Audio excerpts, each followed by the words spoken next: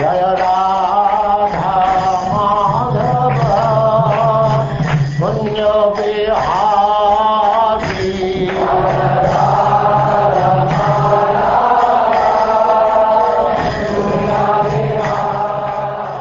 And now Chapter 11, The Perfect Society, 4 Social Classes.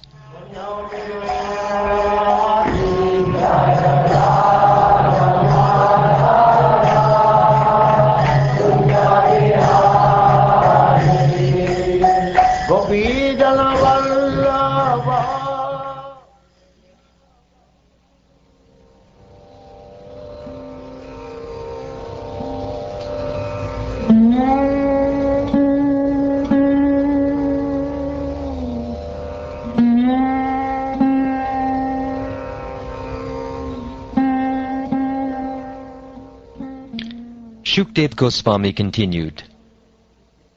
After hearing about the activities and character of Prahlada Maharaj, which are adored and discussed among great personalities like Lord Brahma and Lord Shiva, Yudhishthira Maharaj, the most respectful king among exalted personalities, again inquired from the great saint Narad Muni in a mood of great pleasure. Maharaj Yudhishthira said, "My dear Lord, I wish to hear from you about the principles of religion by which one can attain the ultimate goal of life, devotional service. I wish to hear about the general occupational duties of human society and the system of social and spiritual advancement known as Varnashram Dharma. O best of the Brahmins, you are directly the son of Prajapati or Lord Brahma. Because of your austerities, mystic yoga, and trance, you are considered the best of all of Lord Brahma's sons. No one is superior to you in peaceful life and mercy, and no one knows better than you how to execute devotional service or how to become the best of the Brahmins. Therefore, you know all the principles of confidential religious life, and no one knows them better than you. After first offering my obeisances unto Lord Krsna, the protector of the religious principles of all living entities, let me explain the principles of the eternal religious system of which I have heard from the mouth of Narayan. Lord Narayan, along with his partial manifestation Nara, appeared in this world through the daughter of Daksha Maharaj, known as Murti. He was begotten by Dharma Maharaj for the benefit of all living entities. Even now he is still engaged in executing great austerities near the place known as Badarik Ashram. The Supreme Being, the personality of Godhead, is the essence of all Vedic knowledge, the root of all religious principles, and the memory of great authorities. O King Yudhishthira, this principle of religion is to be understood as evidence. On the basis of this religious principle, everything is satisfied, including one's mind, soul, and even one's body. These are the general principles to be followed by all human beings: truthfulness, mercy, austerity, such as observing fasts on certain days of the month, bathing twice a day, tolerance, discrimination between right and wrong, control of the mind, control of the senses, non-violence, celibacy, charity, reading of scripture, simplicity, satisfaction, rendering service to saintly persons, gradually taking leave of unnecessary engagements, observing the futility of the unnecessary activities of human society, remaining silent and grave, and avoiding unnecessary talk, considering whether one is the body or the soul, distributing food equally to all living entities, both men and animals, seeing every soul, especially in the human form, as a part of the Supreme Lord, hearing about the activities and instructions given by the Supreme Personality of Godhead, who is the shelter of the saintly persons, chanting about these activities and instructions, always remembering these activities and instructions, trying to render service, performing worship, offering obeisances, becoming a servant, becoming a friend, and surrendering one's whole self. O King Yudhishthira, these 30 qualifications must be acquired in the human form of life. Simply by acquiring these qualifications, one can satisfy the Supreme Personality of Godhead. Those who have been reformed by the Garbhadhana ceremony and other prescribed reformatory methods, performed with Vedic mantras and without interruption, and who have been approved by Lord Brahma, are Dvijas, or twice-born. Such Brahmins, Kshatriyas, and Vaishyas, purified by their family traditions and by their behavior, should worship the Lord, study the Vedas, and give charity. In this system they should follow the principles of the 4 ashrams, namely Brahmacharya, Grahastha, Vanaprastha, and Sannyas.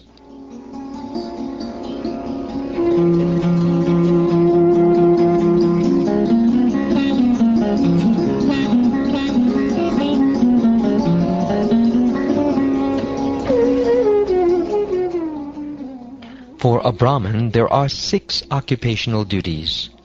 A Kshatriya should not accept charity, but he may perform the other 5 of these duties.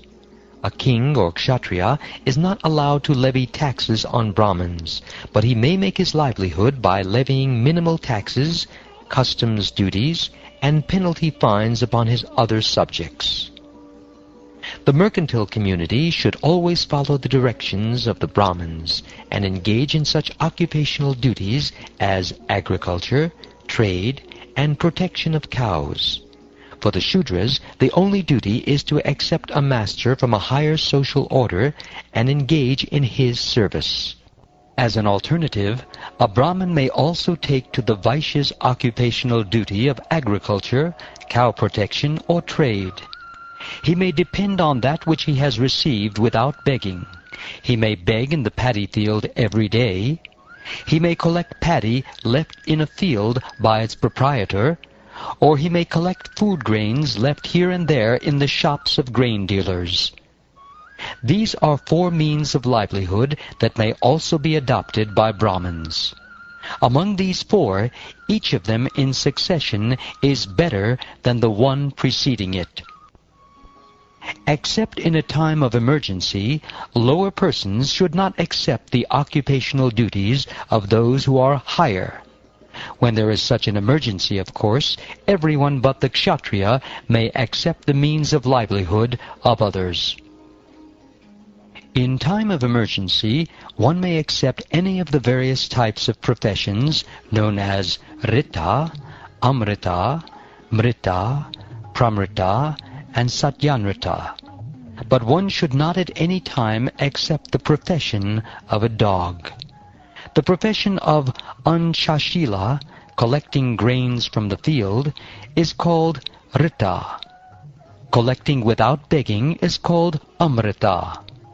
Begging grains is called Mrita. Tilling the ground is called Pramrita. And trade is called Satyanrita. Engaging in the service of low-grade persons, however, is called Shvavritti, the profession of the dogs. Specifically, Brahmins and Kshatriyas should not engage in the low and abominable service of Shudras. Brahmins should be well acquainted with all the Vedic knowledge, and Kshatriyas should be well acquainted with the worship of demigods. The symptoms of a Brahmin are control of the mind, control of the senses, austerity and penance, cleanliness, satisfaction, forgiveness, simplicity, knowledge, mercy, truthfulness, and complete surrender to the Supreme Personality of Godhead. To be influential in battle, unconquerable, patient, challenging, and charitable, to control the bodily necessities, to be forgiving, to be attached to the Brahminical nature, and to be always jolly and truthful, these are the symptoms of a Kshatriya.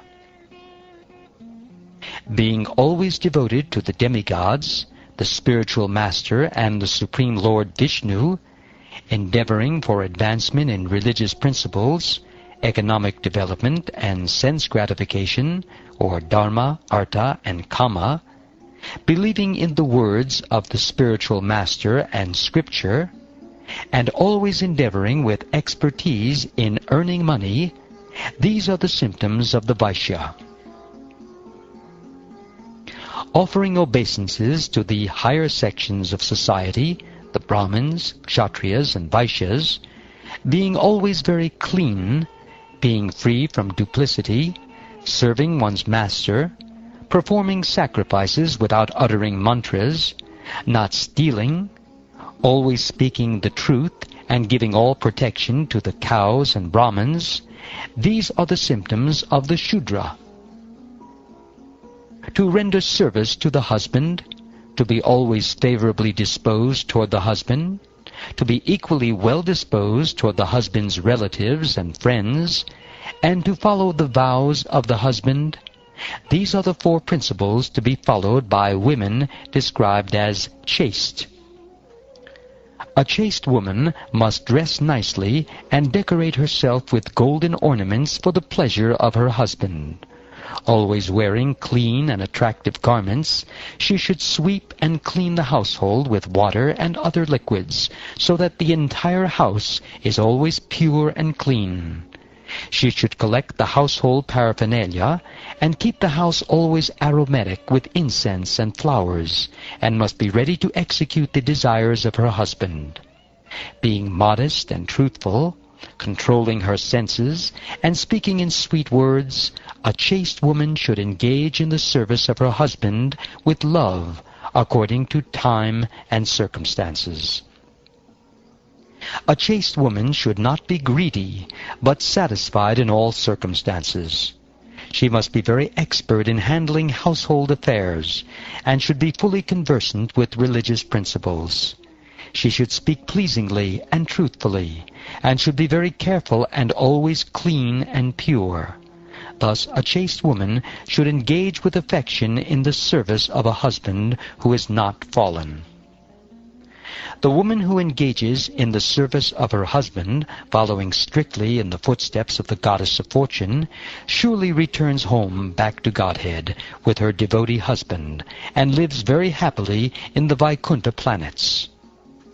Among the mixed classes known as Sankara, those who are not thieves are known as Antevasai or Chandalas, dog-eaters, and they also have their hereditary customs. My dear king, Brahmins well conversant in Vedic knowledge have given their verdict that in every age or yuga, the conduct of different sections of people, according to their material modes of nature, is auspicious both in this life and after death. If one acts in his profession according to his position in the modes of nature, and gradually gives up these activities, he attains the Nishkama stage. My dear king, if an agricultural field is cultivated again and again, the power of its production decreases, and whatever seeds are sown there are lost. Just as drops of ghee on a fire never extinguish the fire, but a flood of ghee will, similarly, overindulgence in lusty desires mitigates such desires entirely by causing one to detest them. If one shows the symptoms of being a Brahmin, Kshatriya, Vaishya, or Shudra, as described above, even if he has appeared in a different class, he should be accepted according to those symptoms of classification.